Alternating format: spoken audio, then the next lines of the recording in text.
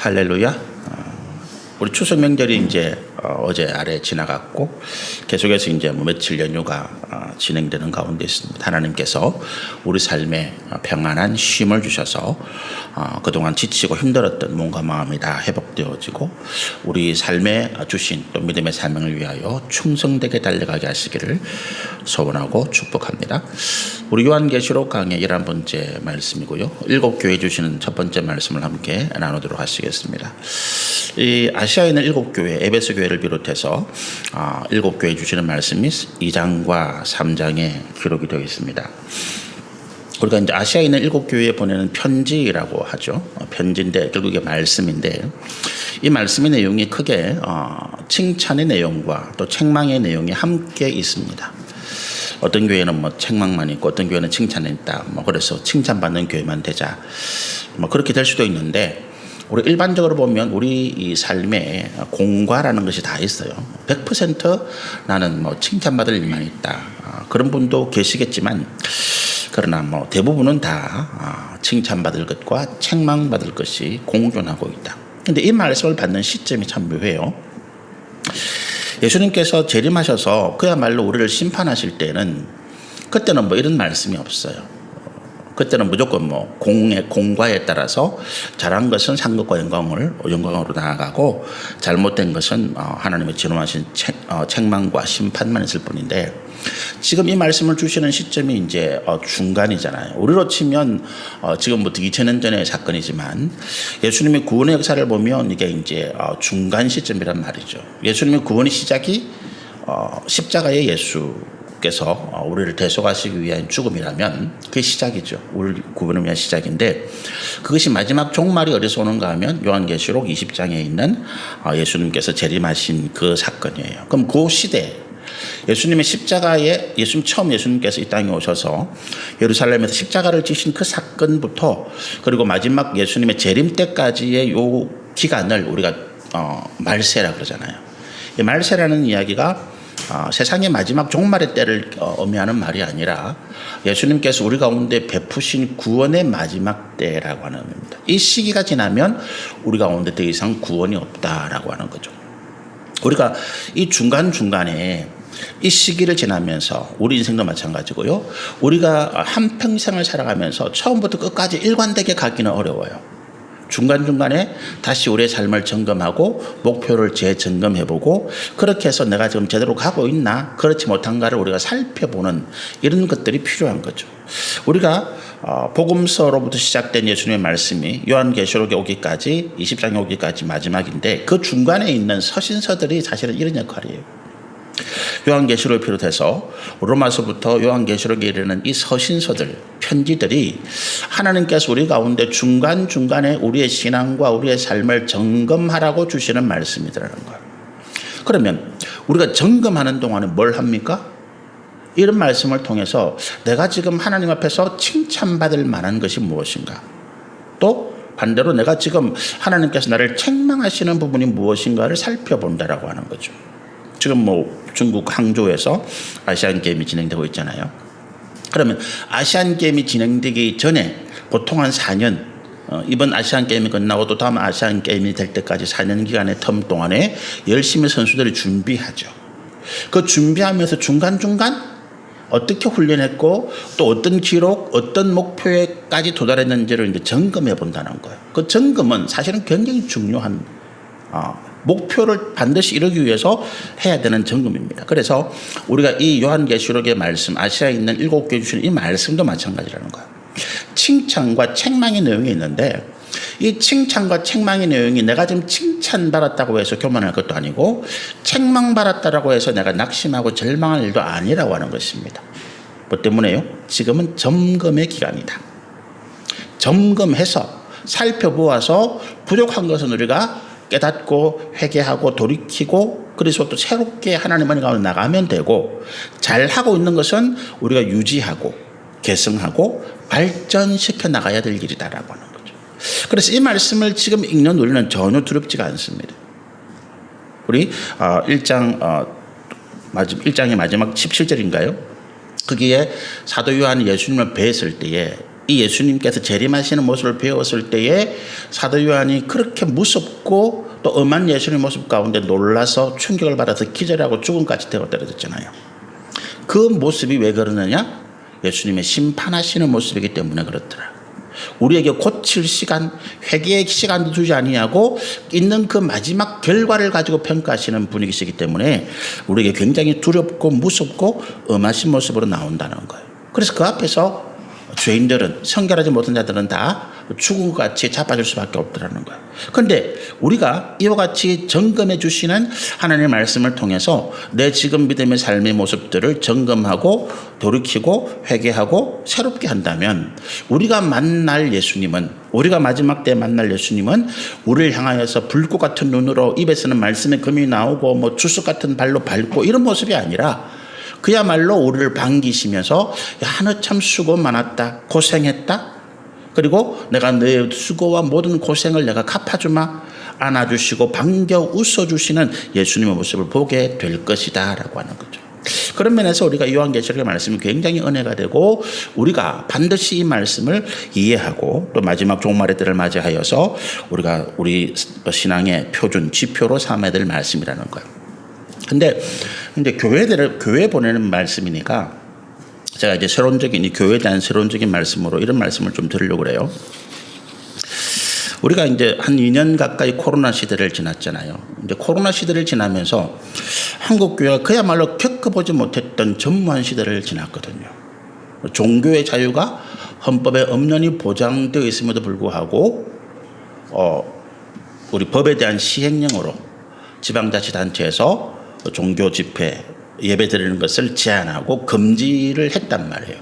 그런데 이것이 또 국가적인 사회적인 이제 이 동의가 암묵적인 동의가 되어 가지고 교회가 예배를 드리는 것을 굉장히 반사회적인 반국가적인 이런 모습으로 몰아가기도 했죠. 그래서 우리 교회 내에서도 이런 부분들이 굉장히 이제 혼란이 되고 논란이 되고 어떤 때는 지금 이제 코로나 시대를 지나면서 그때 우리는 한 번도 교회 예배를 친 적이 없어 이것을 우리가 자랑으로 삼는 분도 계시고 때로는 우리가 그때 왜 예배를 쉬었을까 뭐 이렇게 후회하시는 분도 계시고 뭐 그렇더라고요. 근데 그게 중요한 것이 아니고 우리가 이제 그런 시대를 지나면서 교회라고 하는 교회 존재에 대해서 많은 목사님들이 다시 고민하고 다시 교회의 어떤 비전, 목표를 새롭게 점검하는 그런 기간이 되었던 거거든요. 왜 그런가 하니까 그 시대, 뭐 지금도 그런 경향이 굉장히 많습니다만은 그 시대는 집회도 못하고 또 전도를 하는 것 자체가 뭐 사회에서 돌을 맞고 욕을 듣는 그런 행위가 되고 교회가 아무것도 할 수 없는 그런 상황에서 도대체 교회는 뭘 해야 되나? 도대체 교회가 뭘 해야 되나? 지금까지 한국 교회는 성장이라고 하는 그걸 부흥이라고 그랬잖아요. 우리는 부흥이라고 하는 이것이 하나님이 기뻐하시는 일이다라고 생각해서 한국 교회 성장, 부흥을 목표로 해서 줄기차게 달려갔단 말이에요. 그래서 그 부흥이 되는 교회는 야, 이런 참 믿음이 있고 목사님이 능력이 있고 하나님 축복하시는 교회, 개인도 마찬가지죠. 사업이 잘 되고 자녀들이 복을 받고 잘 되고 뭐 건강히 복을 받고 이렇게 하면 그 사람은 참 믿음이 좋고 훌륭한 사람이다 이렇게 평가를 받았던 시대. 거꾸로 부흥이 되지 않고 교회가 점점 쪼그라들고 성도들이 떠나가고 그럼 뭔가 하나님께서 진노하시는 것이 아니야? 뭐 이런 생각을 하고 성도들 개인들도 내가 뭐 갑자기 병이 들었다 아니면 사고를 만났다 우리가 하던 사업이 어려워졌다 아니면 뭐 자녀들이 굉장히 문제를 일으킨다 그러면 말도 못해요. 기도 부탁도 못하고 이거는 뭐 내가 내 혼자 속으로 끙끙 앓고 있는 그런 상황이 되었단 말이죠. 그런데 그렇게 부흥과 성장 일변도의 어떤 교회의 목표 또 목사님들의 모든 목표 교인들의 목표 그렇게 달려왔는데 그게 한 2년 동안 꼼짝달싹도 하지 못하는 우리가 어떻게 손을 쓸 수도 없는 몸부림을 칠 수도 없는 그런 상황에서 교회가 점점 쇠퇴하고 줄어들고 이러다가 몇 년 지나면 교회가 다 문을 닫는 거 아니야 이런 상황 가운데 오게 되는 이제 그런 모습 가운데 그럼 이 시대에 교회가 도대체 뭐를 목표로 해야 되는가라고 하는 부분들이 심각한 고민이 왔단 말이죠. 저도 마찬가지고요. 교회가 성장과 부흥이 아니라면 도대체 그럼 교회가 이 땅에 존재하는 목표가 뭐야? 라고 하는 거예요. 우리가 어떤 목적을 가지고 교회 공동체를 이끌어 가야 될 것인가라고 하는 심각한 고민 가운데 있었고, 많은 분들이 그런 부분에 성찰하고 말씀을 다시 보았단 말이죠. 근데 코로나 시대가 지나고 이제 좀 코로나가 금년 작년부터인가요? 이제 좀 뭐 집회가 자유롭게 되고, 이제 더 이상 뭐 사회적으로 뭐 숫자도 뭐 6만 명, 10만 명 올라가니까 이제 더 이상 뭐 코로나 걸렸다 안 걸렸다 이게 문제도 안 되는 시대가 되다 보니까 또다시 교회가 성장, 부흥 이쪽으로 또 달려가기 시작하는. 그걸 보면서 저는 개인적으로 굉장히 좀 고민을 해요. 어떤 고민? 도대체 교회가 지난 2년 동안, 지난 2, 3년 동안 이 코로나 시대에 교회의 목표, 우리 교회가 나가야 할 목적과 방향과 지향해야 될 일들에 대해서 고민했던 일들은 도대체 뭔가라고 하는 거예요. 어려우니까, 안 되니까 잠시 고민했다가 다시 이것이 풀려나니까 또다시 이렇게 가는 이게 도대체 뭔가라고 하는. 중국이 이제 시진핑이라고 하는 이 사람이 이제 그 국가 주석이 됐잖아요. 그러면서 자기를 우상시하고 자기의 종신 집권을 이제 거의 이뤄냈어요, 중국이.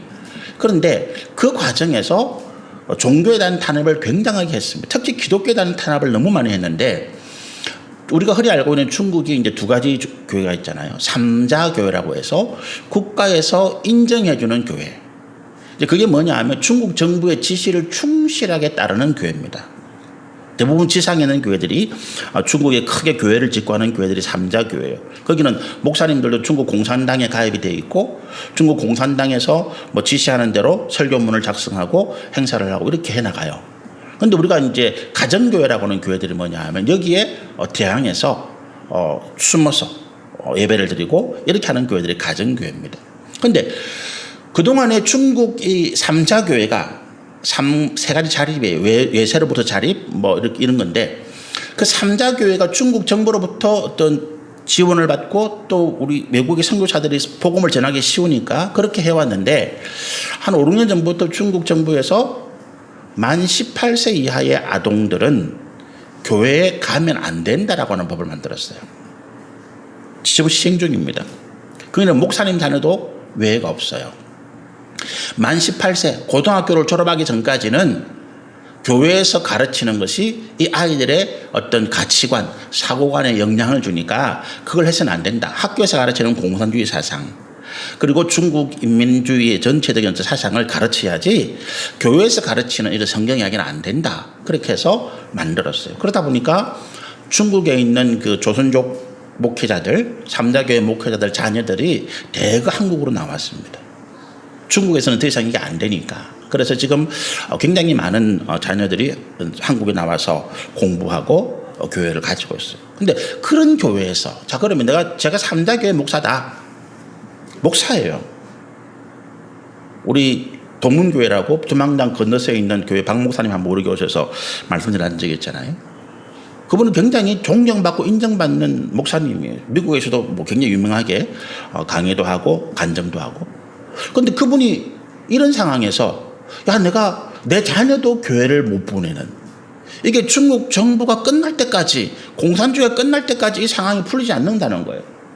그럼 이 상황에서 내가 마음대로 복음도 못 전하고, 내가 설교문을 작성했는데 그걸 매주일 중국 공산당의 종교국이라고 하는 그 단체에, 우리로 말하면 이 지역의 노회장이 중국에는 종교국장이에요. 거기에 제출해서 거기에서 검열을 받아서 검열이 통과된, 거기에 혹시나 뭐 시진핑이나 중국 공산당을 비판하거나 이런 내용이 있으면 다 삭제되고, 그렇게 해서 검열된 내용을 내가 그대로 설교를 해야 되는 그런 상황에서 나는 도대체 목사인가? 내가 왜 목회를 해야 되는가? 이런 자괴감에 빠질 수가 있다는 거예요. 그럼 그런 교회들, 우리가 흔히 말하는 중국의 가정교회, 지하교회는 우리가 지원해서 살려주고 중국의 삼자교회는 다 문을 닫아야 돼? 그런 거는 아니다라고 하는 거죠. 그 교회도 하나님께서 그와 같이 허락하신 목적이 있다는 거예요. 그 상황에서 그러면 중국의 삼자교회가 어떤 목표, 어떤 목적을 가지고 그들이 교회를 지키고 하나님의 말씀을 전하고 행해 나갈 것인가라고 하는 부분이 있다는 거죠. 우리가 다니엘서를 보면 다니엘이 그 바벨론의 포로로 잡혀간 상황에서 그 다니엘 어떻게 보면 그 바벨론이라고 하는 우상을 섬기고 예루살렘과 유다를 멸망시킨 원수의 나라에 협조한 사람이잖아요. 국무총리가 됐으니까 우리나라로 역사로 치면 일제시대에 부역자와 똑같은 거예요. 일제시대에 일본의 그 어떤 식민지 정책에 찬동해서 그 식민지 정책을 적극적으로 지지해주고 그 식민지 정책 하에서 무슨 뭐 검사가 되고 판사가 되고 무슨 도지사가 되고 이런 사람이 다니엘인 거예요. 우리 민족 감정으로 보면 이건 도저히 용납이 안 되는 거죠. 아마도 그 당시 유다 민족들도 다니엘을 향해서 돌을 던지고 저거는 역적이야, 저거는 부역자야 이렇게 말했을지도 모릅니다. 그런데 놀라운 사실은 다니엘서가 오늘 우리 가운데 가장 하나님의 거룩한 뜻을 우리 가운데 알려주는 성경 가운데 하나라고 하는 거예요. 지금 시대에 우리가 다니엘을 욕하는 사람이 있습니까? 오히려 다니엘처럼 그런 기도하자. 다니엘을 닮아서 우리 자녀들도 이 땅에서 국무총리가 되고 이 땅에서 하나님의 놀라운 일들을 행해 나가는 그런 사람으로 만들자. 무슨 다니엘 학습법 그런 걸 가지고 하는 그런 시대잖아요. 다니엘을 향해서 누가 너는 바벨론의 부역자야, 너는 우리의 반역자야 그렇게 말하는 사람이 있습니까? 아무도 없어요. 왜 그랬다고요? 그가 그 바벨론의 포로 가온 상황에서도 그가 하나님을 믿고 자기의 신앙을 지켜나가면서 이 사회에서 내가 해야 할 내 하나님께서 맡기신 거룩한 사명을 깨닫고 그것을 실행해 나가는 사람이라는 거예요. 여러분 우리 기독교 복음의 가치는요. 종교, 신념, 이념, 지역, 사회를 떠나서 온 세계에 하나님의 공의와 하나님의 화평과 하나님의 사랑이라고 하는 가치를 실천하기 위한 종교라는 거예요. 그래서 공산주의 국가에서도 기독교는 여전히 기독교예요.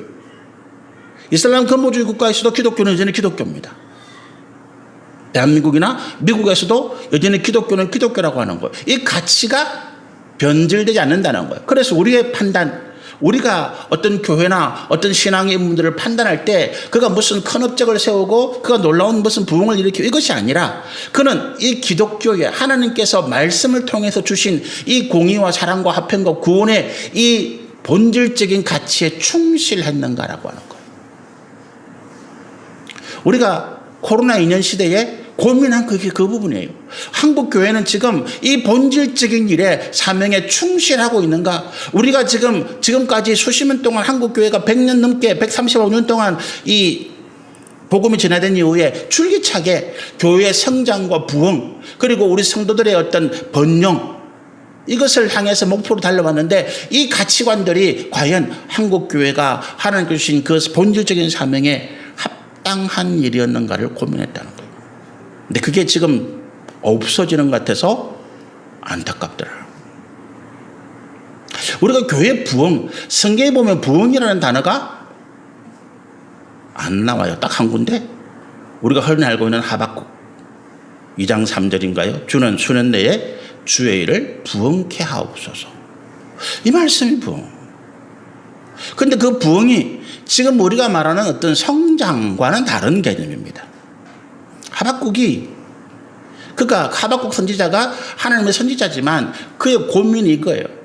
왜 하나님은 이 이스라엘 하나님의 백성들을 유다를 그 잔악한 아수르나 바벨론의 압자 가운데 고통받게 하십니까? 라고 하는 그것들은 놔두고 왜 계속 하나님은 유다와 하나님의 백성들만 심판하십니까? 라고 하는 고민이거든. 그런데 하박국이 깨달은 게 뭐냐 하면 하나님께서 가장 먼저 하나님의 백성들 주님의 자녀들을 성결하게 하시기를 원합니다. 그래서 하박국이 깨달은 부흥이란 뭐냐면 다시 그 당시 어떤 물질적인 번영 그걸 위해서 우상 앞에라도 절하고 우상을 섬기기를 꺼리지 않는 거예요. 우상을 섬기는 목적은 뭡니까? 물질의 번영이거든. 그것을 예루살렘 성전에서 합니다. 그들은 나는 하나님도 섬기고 우상도 섬긴다라고 하는 거예요. 나는 하나님을 배반하지 않았습니다라고 하는 거예요. 예루살렘 성전에서 여전히 하나님을 향한 예배와 제사가 드려지고 있잖아요 라고 하는 거예요. 그러면서 그들은 그 장소에 자신들의 번영과 번성을 위한 우상의 단을 만들어 놓고 섬기고 있더라는 거예요. 성결함이 깨진 거죠. 그래서 하박국이 원했던 부흥이라고 하는 것은 이 성결함을 회복하는 거예요. 하나님 앞에 성결함을 회복하는 거죠. 거기에는 뭐가 먼저 됩니까? 우리의 잘못된 그 당시에 잘못된 가치관들. 이스라엘 백성들이 유다가 그리고 그 당시에 지배 계층들이 가지고 있던 잘못된 가치관들, 이 땅에서 성공과 이 땅에서 번영이 하나님의 복이다라고 하는 이 잘못된 가치관들을 깨뜨리는 것에서부터 시작된다는 거예요. 그게 먼저 깨어지지 아니하면 우리는 절대로 성결함을 이룰 수가 없습니다. 여전히 내 가운데 그런 세상을 향한 욕망과 탐욕이 가득 찬 가운데 나는 하나님을 정결한 이름으로, 정결한 마음으로 부를 수가 없어요. 내가 하나님을 부를 때 그 부르는 이름 가운데는 내 욕심과 욕망을 채워주기를 바라는 그 마음이 깔려있기 때문에 그렇더라라고 하는 것입니다. 그래서 제가 이 에베소 교회를 비롯해서 아시아에 있는 7교회에 대한 말씀을 나누면서 우리가 한번 생각해 볼게. 저도 다시 생각해 볼게. 지금 앞으로 이 코로나 시대 끝났지만 앞으로 우리가 바라야 될 부흥이라고 하는 것은 뭘까?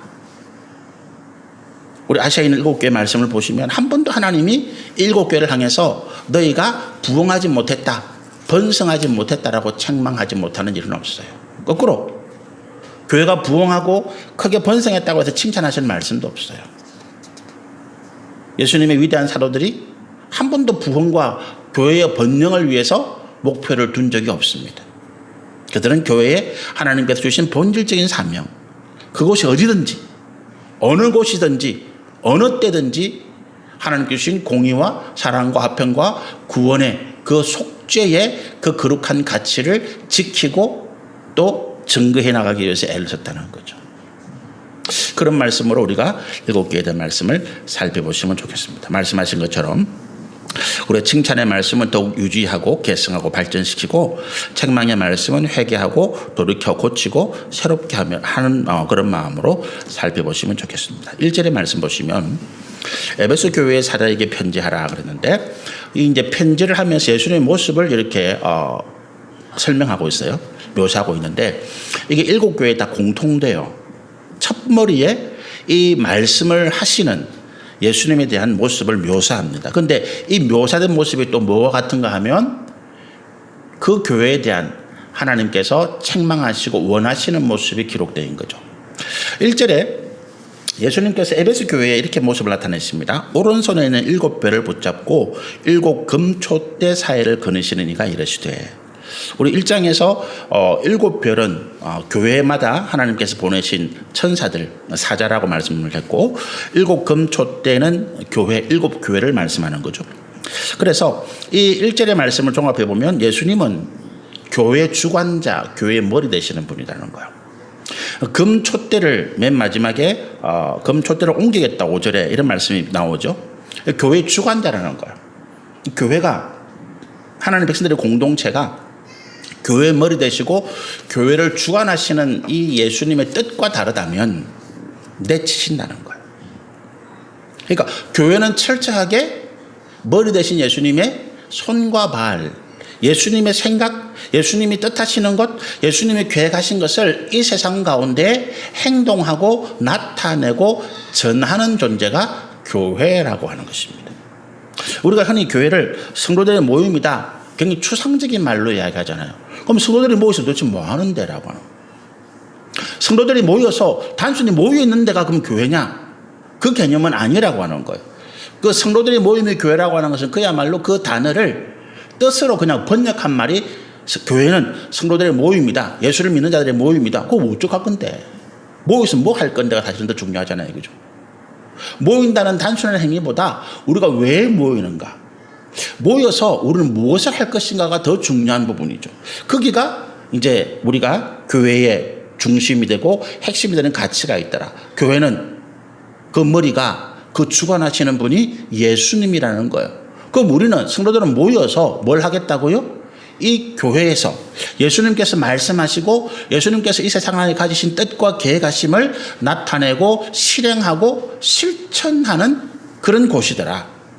거꾸로 말하면 교회가 세상을 향해서 열려 있지 아니하면, 교회가 세상을 향해서 그 마음을 두지 아니하면 그냥 교회 문을 꼭꼭 걸어 잠그고 교회 울타리를 치고 여기는 우리 땅이야, 여기는 거룩한 땅이야, 너는 들어오지 마, 이렇게 이야기한다면 더 이상 교회로서의 가치를 전해받지 못하고 인정받지 못하는 그 이름만 교회일 뿐이다는 거예요.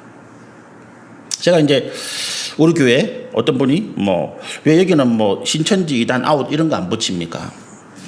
저도 말씀드리면서 우리 교회는 그런 거 안 붙이는 이유가 있다. 왜? 이단이든 동성애자든 교회에 들어오는 것을 막을 수 있는 법은 없다는 거예요. 교회는 모든 사람들을 향해서 세상을 향해서 열린 교회라. 여기에는 이슬람교라도 지금 현재 이슬람 교인이라도 와도 된다는 거예요. 와서 그가 하나님의 말씀을 들어야 된다는 거죠. 가서 전하는 것만 해도 가서 전해야 되는데 우리가 안 가도 그들이 찾아오겠다는데 왜 우리가 그것을 막습니까? 이슬람 교도이기 때문에 한국에서 이슬람 교도는 쫓아내야 돼? 그게 교회 입에서 나온다면 그거는 정말로 하나님의 가치가 아니라고 저는 생각을 해요. 하나님의 가치가 아니다. 찾아온 사람들을 지금 이란이나 사우디아라비아나 이슬람 근본주의 국가에서 복음을 전하는 사람들은 추방되거나 감옥 가거나 심하면 죽임을 당하기도 해요. 선교사들이 지금 그렇게 자기의 신분을 감추고 사업가로, 교사로, 간호사로 위장해서 들어가서 복음을 전합니다. 직접 복음을 못 전해요. 걸리면 바로 감옥 가는 거니까, 추방이니까. 그런데 거기에 있는 이란 사람들, 사우디아라비아 사람들, 이슬람을 믿는 사람들이 한국에 왔습니다. 여기에서 우리가 그 사람들에게 복음을 전하고 교회로 초청한다고 해서 우리가 감옥 갑니까? 천만의 말씀. 스스로 찾아온다는 사람들 왜 우리가 거부합니까? 이단의 사람들이 우리 교회에 와서 혼란을 빠뜨린다? 그건 우리가 조심해야 될 문제지. 경계해야 될 문제지. 그들이 와서 이 자리에 앉아서 우리가 전하는 하나님의 말씀을 들을 때에 과연 그런가? 우리 이만희가 가르치는 가르침이 뭐가 다르지? 생각해 볼 수 있는 문제지요. 그래서 우리는 그런 거 안 붙입니다. 동성애를 찬성하는 건 아니에요. 제가 이 자리에서 이단의 가르침을 찬성하고 그들을 가르치는 건 아닙니다. 그러나 그들이 오는 것은 막아서는 안 된다는 거죠. 교회는 그 문이 열려 있어야 된다. 이념과 종교와 사상과 신분과 인종과 그 모든 것을 초월해서 교회의 진리는 증거되어야 된다는 거예요. 그래서 2절의 말씀으로 들어가면 내가 내 행위와 수고와 인내를 알고 또 악한 자들을 용납하지 않은 것과 자칭 사도로 하되 이단 자들 아닌 자들을 시험하여 그의 거짓된 것을 내가 드러낸 것을 안다. 3절도 보면 안다 이런 표현이 나오죠. 1절의 말씀이 예수님께서 교회의 주관자, 교회의 머리고 교회는 반대로 그게 생각하면 예수님의 말씀, 예수님의 뜻과 계획하심을 세상에서 나타내고 실천하는 손과 발이다 이렇게 말씀을 드리면 이제 에베소 교회가 그 관점에서 잘한 것을 2절과 3절에 칭찬하시는 거예요. 여기서 이제 2절과 3절에 공통적으로 나타나는 단어는 내가 너를 안다라고 할 때 이 아는 것은 그냥 단순히 아는다는 의미는 아니겠죠, 그죠? 이 말씀의 문맥을 잘 살펴보면 이 안다라고 하는 말씀 가운데는 먼저 고난과 환난 가운데 있는 그 교회를 우리를 위로하시는 말씀이 가장 먼저예요. 야, 내가 너 수고를 알아. 너 참 수고했네. 이번 명절에도 우리 며느리들이 참 수고하셨잖아요, 그죠? 시집에 가서 열심히 전부치고 시집 식구들은 앉아서 놀고 며느리야 이게 좀 왔으면 가져와 하는데 며느리들은 가가지고 다 갖다 바쳐야 되고 남들이 먹고 즐길 때 설거지 통해서 씻어야 되고 수고 많이 했죠. 오고 가면서 선물 준비 돈도 많이 들고 오고 가면서 많이 쓰고 남은 시간 동안 우리 남편분들이 좀 많이 위로해 주시면 좋겠어요. 여보 당신의 수고를 내가 알아. 당신 참 수고했어. 그렇잖아요. 제가 잘못하는 게 사실은 그거예요. 저 아내가 힘들다 그러면 그럼 하지 말지 이런다고요. 제가 하는 말이 하지 말지 우리 집 사람이 힘들대 토요일 날 반찬 준비하고 그럼 하지 마 교회에서 안 먹으면 어때 근데 제 아내가 원하는 게 그게 아니죠. 해야 되는데 하는 게 힘들고 피곤해 어려워. 그러니까 남편이 뭐라고요? 위로해 주길 바라는데 그거 하지 마 이래버리는 거예요. 명절에 여보 이번에 지원하면 너무 힘들었어. 남편이 하는 말 그럼 이번에 가지 마. 안 가면 거기에 일어나는 갈등은 누가 책임져 줄 건데. 그죠? 위로해요. 하나님 우리 보고 하나님 우리 참 힘듭니다. 우리 이렇게 힘들어요. 그럼 하나님이 그 힘든 걸 왜 해? 하지 마. 그러다 칩시다. 우리가 무슨 반응이겠어? 뭐야 이거? 뭐예요? 그렇다고 우리가 안 할 수 있어요? 해야 돼. 하라고 하시놓고는 힘들다고 하니까 하지 마. 뭐 힘들어 왜 해? 하나님은 그렇게 말씀하지 않으시더라는 거죠. 그죠? 그래서 내가 하늘을 아노라라는 표현은 네 수고, 네 고통, 네 고난, 그 어려운 가운데서도 네가 인내하면서 믿음 지키려고 애쓰고 노력하는 것 내가 알고 있다. 네 눈물을 알고 있고 네 기도를 알고 있고 내가 네 헌신과 네 수고를 내가 알고 있다라고 하는 말씀이 안다라고 하는 표현입니다. 위로입니다. 하나님의 위로하심이 저와 여러분 가운데 있게 되시기를 소원합니다. 우리 고난이 왜 올까요? 세상에 사실 우리는 아무리 잘못한 것이 없어요. 그죠? 우리가 이웃들의 돈을 훔친 것도 아니고 사기친 것도 아니고 뭐 그들에게 뭐 잘못한 것도 아닌데 그냥 그 사람들 우리를 싫어하고 미워합니다. 우리의 믿음의 행위 때문에 그렇습니다. 핍박과 조롱과 멸시와 천대를 당하기도 합니다. 어디 가서 사실은 하소연할 데도 없습니다.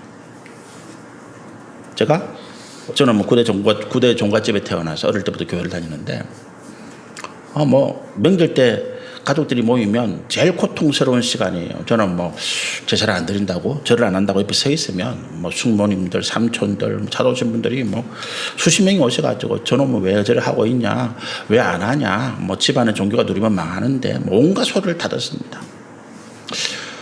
제가 결혼하고 난 다음에 좀 용기가 생겼어요. 그때도 우리 작은 어머니 한 번에 그런 말씀하시길래 그런 이야기 했어요.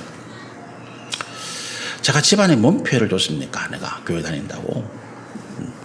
이미 제가 뭐 교회 다니기 전에 다 망한 집안인데 뭐 내가 뭐 교회 다닌다고 집안에 피해된 게 뭐가 있습니까? 그리고 작은 어머니 저한테 그런 말씀하실 자격이 없으세요. 저는 이 명절에 우리 부모님 뵙고 어른들이 인사하러 왔지 나는 제사 드리러 온 사람이 아닙니다. 제가 우리 집안을 저보다 기도 많이 하는 사람이 있으면 한번 나와보라 그러세요. 여기 계신 분들은 고작 해봐야 명절에 뭐 기저사에 빌고 그것밖에 더 없지 않습니까? 저는 매일 아침마다 기도합니다. 숙모는 예수 기도합니다. 그 다음부터 저한테 그런 비난을 안 하시더라고요. 피하시더라고요. 근데 힘들죠. 갈등, 모든 비난이 저한테 다 와요. 제가 못한 거 없는데. 뭐 때문에요? 우리 믿음 때문에. 내 믿음의 가치를 지키기 위해서요. 그래서 하나님께서 그 믿음을 지키기 위한 우리의 선한 행위, 인내를 하시고 위로하시더라. 안다. 그 다음에 이것이 칭찬입니다. 네 그 고난, 그 참음, 그 인내가 네가 앞으로 받을 상급과 영광의 근거야 라고 하는 거예요. 우리가 하나님 앞에 뭘 잘했다고 할 수 있을까요? 제가 생각해 보면 제가 목사지만 하나님 앞에 뭘 잘했다라고 할 만한 게 없어요. 저는 뭐 교회를 부흥시키도 못했고 제가 우리 동기 목사님들 모이면 이런 이야기 합니다. 나 부흥 강사로는 부르지 말고 나 잘한 게 없으니까 내가 뭐 실패에 대한 뭐 이런 경험담 이런 거 할 말 있으면 나를 좀 불러줘. 나는 이렇게 하면 실패한다. 이런 건 내가 잘할 수 있어. 잘 말할 수 있어. 뭐 이렇게 실패를 참 많이 경험했으니까. 근데 하나님께서 저를 보실 때 뭐를 칭찬하실까? 그죠? 여러분 주위에 보시면 이 좌석이 한 100석쯤 돼요. 근데 뭐 한 10대분? 뭐 앉아 계시거든. 텅 비어 이걸 보면 하나님이 뭐라 하실까? 그죠? 어떤 뭐 저를 아시는 목사님이 오랜만에 한번 오셔가지고 야, 이 교회 왜 이래? 그렇죠, 뭐. 제가 무슨 뭐 크게 뭐 유명한 목사도 아니고 설교를 해서 뭐 성도들을 뭐 하루에 뭐 몇십 명씩 뭐 구원하는 그런 목사도 아니고 도대체 나는 하나님 앞에 뭘 내가 하나님 나를 보셔 칭찬하실까? 그죠? 우리 애들이 무슨 뭐 하버드 간 것도 아니고 서울대 우리 애들은 뭐 서울대 지방에 국립대도 간 아들이 없어요. 다 뭐 고만고만한 지방대학교를 나오고 뭘 내가 자랑할 수 있을까 하나님 앞에? 이 말씀 보면서 저는 한 가지 위로를 받습니다. 칭찬 하나님 이거는 칭찬하실 것 같아? 뒤에 말씀이 나오지만 끝까지 견디고 인내하고 네 목표를 향해서 달려간 것. 그 달리기를 멈추지 아니한 것. 마라톤 할 때 꼴찌에 있는 선수가 있다 칩시다. 꼴찌에 붙어서 겨우 따라가는데 아무도 그 사람을 뭐 봐주지도 않아요. 꼴찌가 중도에 포기한다고 해서 뭘 할 사람 아무도 없어요. 그죠? 힘만 들지 남은 기간 동안 달려간다고. 근데 그 꼴찌가 끝까지 잘할 수 있는 게 한 가지 있어요. 뭐라고요? 마지막 결승선을 통과할 때까지 포기하지 않는다. 옆에서 조롱하는 소리, 야, 저것도 달리기 선수야? 내가 뛰어도 저보다 잘 뛰겠다, 뭐. 그것도 참고. 앞에 1등, 2등, 앞에 가는 사람들은 물도 주고 박수도 치는데 뒤에 갈 때는 물도 없어. 다 걷어가고 아무것도 없어. 혼자서 마른 침을 삼키면서 가야 돼요. 그럼에도 불구하고 나는 결승선을 향해서 달려가는 것을 포기하지 않았다. 그게 가장 크게 박수받을 일인 줄로 믿습니다. 우리가 하나님 앞에 칭찬받을 일은 그건 같아요. 하나님, 나는 끝까지 내 달려갈 길을 포기하지 않았습니다. 끝까지 나의 달려갈 길을 달려갔습니다. 우리 여기까지 말씀을 나눠야 될 것 같습니다. 아침에 제가 처음에 교회에 대한 말씀, 제가 마음이 조금 이 말씀을 준비하면서 2년 동안 우리 코로나 시대에 겪었던 것이 참 헛수고가 되는 것 같아서 그런 마음으로 한번 말씀을 생각해 봤고요. 계속해서 다음 주부터 에베소 교회 보낸 말씀을 통해서 하나님께서 무엇을 칭찬하시는지 또 우리에게 무엇을 책망하시는지 말씀을 살펴보시면 좋겠습니다. 처음 드린 말씀처럼 칭찬의 말씀은 우리가 더욱 유지하고 계승하고 발전시켜 나가야 되겠고, 혹시라도 책망의 말씀이 들린다면 회개하고 돌이켜 고치고 새롭게 함으로써 하나님께서 기뻐하시는 믿음의 삶 가운데 나가게 되시기를 소원합니다. 우리 기도하겠습니다.